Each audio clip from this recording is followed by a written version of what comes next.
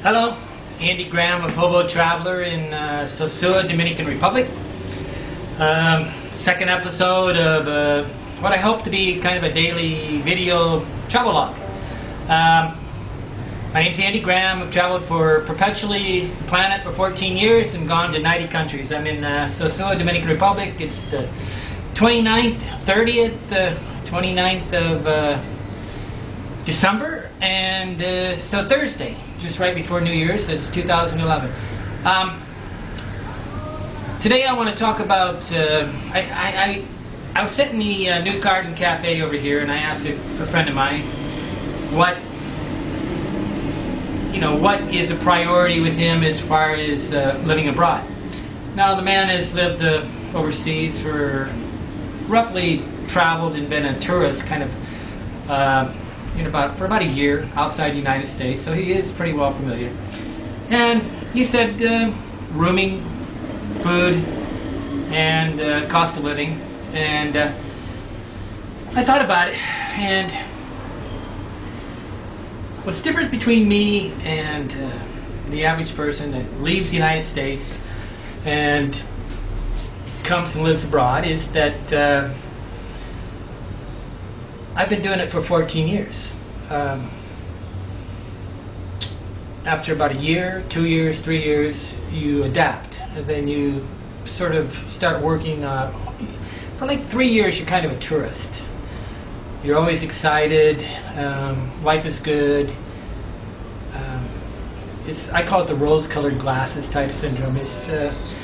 You really only know if you like a place when you're bored. And then Johnny came and he sat there and said he finally got bored in Uganda, and I said, this is good. I appreciate when somebody gets bored, because if they say they like a place and they haven't been bored yet, then do they truly love the place? I mean, your wife's not always going to be perfect, your job's not always going to be perfect, and you have to get beyond the first thing. But what hit me today is that how do I empathize with people, or try to explain? What I want to do is explain the great life I have. I have this exceptional freedom, but with that exceptional freedom is confusion, because I have too many choices. But I'm asking this gentleman today what he looks for, and I realize that he really doesn't know. Okay, and why should he?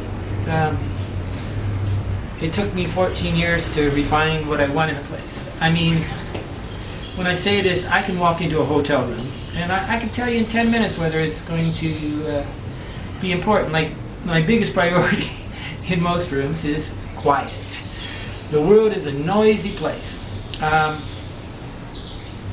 But in America, if you came from America, it's a very quiet place, and suddenly you move into a hotel room, you never had to deal with a lot of noise all the time. And unless you're really astute, really paying attention, you may not even, you kind of discard it like, well, it's just a temporary problem, it's going to go away, a car's going by. But a car goes by every 5 minutes here, and it's noisy. I'm right now about 35 meters off the road, 35 yards, according to how you think anymore. I'm thinking in meters, maybe. I'm at my room. I have a quiet room. It's $235 a month, 10,000 pesos, and it's perfect for me. It's centrally located. It's got color TV. But back to the point. The point is how. To me, it's a problem. You don't know what you want, and you're trying to make a decision on where to go and what to do. How do we learn what we want? We don't really learn what we want by choosing what we want. We really find out what we want by doing what we don't want. And then what's left over is the remainder man. Happiness is the same way. If I avoid all the negatives in the day, what's left over is happiness. So I'm really protective of my friends and the family and acquaintances, because I want to enjoy my life. So if somebody's negative in my world, I walk away. That's one great benefit of living abroad, is that you don't have these a lot of long-term commitments. So you can, if you divorce somebody from your life really quick, it's not a big deal. And if I really want a divorce, I move to a different city. When I say separate, how do we, the question, back again. I'm talking to this person, I'm trying to come up with ideas for these videos. I need help because I can't really empathize with the person from America that's afraid of moving here. Not that, I mean, I've got 100 different cities on my website in Hobo Traveler. You got 100 cities that I'm recommending as possible places to just go live for a while, hang out. I don't really like to say retire because that's, there is no such thing as a great place to retire. A great place to retire is probably your home. It's where you feel comfortable. Traveling abroad is to feel uncomfortable. But it's, the value of living abroad is you're alive. Okay. What is the problem is, how do we sit there and know what we want? Well, the solution is simple. It's time. And you don't have to make a decision. And I was thinking about it for this book I'm writing, that I think that all decisions need to be put on maybe status for at least 2 years when you're moving abroad. Mainly because it takes you 2 years before, it's going to take you 2 to 3 months to get rid of the rose-colored glasses. It's going to take you almost 6 months to a year before you actually even understand the culture. And then after a year of being outside the United States, you start seeing the layer below the layer. What that is, there's the reality that they're giving you, and then there's the real truth. It's anywhere. I mean, you have a job, and what the boss says, and then what the boss really means.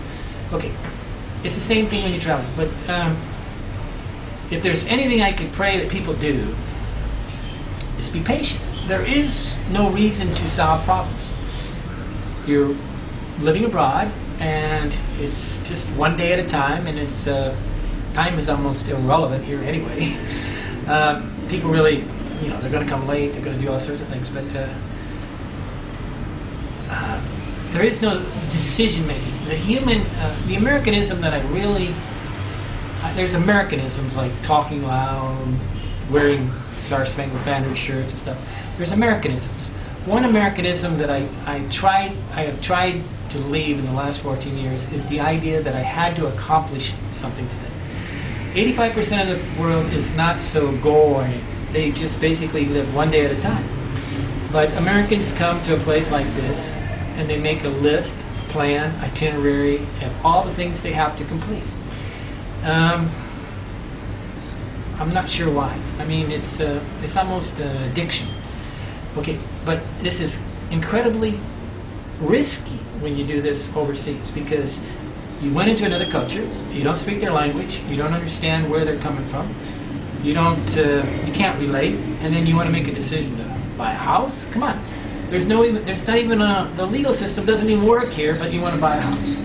But it's because this is how you did everything for the last, 65 years or 50 years, and this is how you're going to do it now. Time. I think any kind of long-term commitment, like whether you rent a room by the month, everything has to be monthly, up for the first year at least. For 1 year, you can't go enter into a contract or any kind of commitment that lasts more than a month. Maybe you can rent a room by the month. Maybe you can, I don't know, rent a car by the month. But the thing is that why make any commitment that you can't erase within minutes? This is why I'm not fond of people buying cars or stuff like that, because they can't erase that situation in a minute. I love public transportation. There's nothing better than having a taxi come up to your door, take you right to the place, drop you right off the thing, and it costs me $1. Financially, I do the math over and over. I can't buy a car. I can't do that. I have a private chauffeur that comes with it. But people have been doing this for 65 years, and they think they have to come down and they have to rent by the month, rent by the year, they have to buy a car, they do everything that in a way they're trying to leave. Okay, so if you're really trying to leave America, why are you leaving? If you really want it the exact same way, then live by the same rules.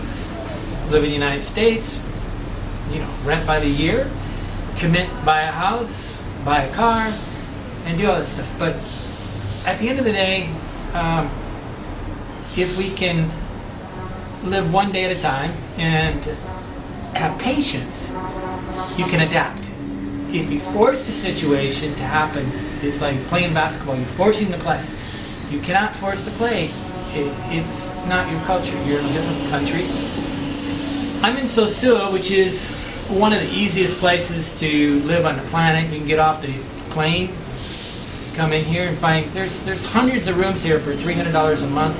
Probably one of the best places on the planet to work on the internet, because if you have an internet-based business, you can start an internet business here and live for $300 a month. You got a beach, life is good.